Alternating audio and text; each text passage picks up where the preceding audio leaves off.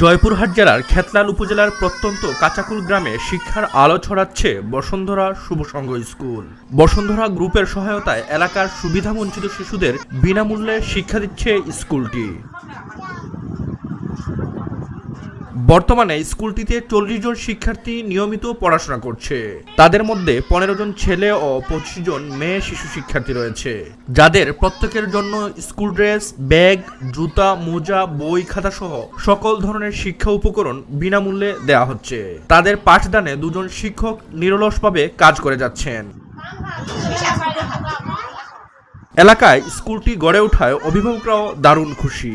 অভিভাবকরা জানান, আমাদের বাচ্চারা ফ্রিতে পড়াশোনা করতে পারছে এবং আমাদের আলাদা কোনো খরচ দিতে হচ্ছে না।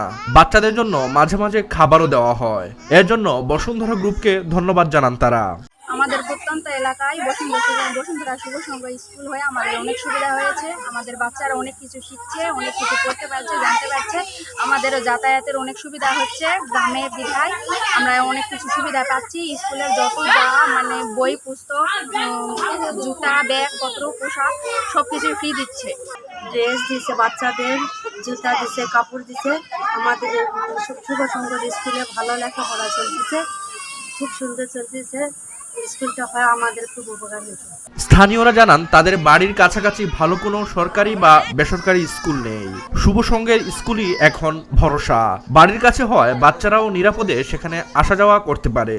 এছাড়া স্কুলে খেলাধুলার ব্যবস্থা থাকায় শিশুরাও ক্লাসে আসতে আগ্রহ বোধ করে।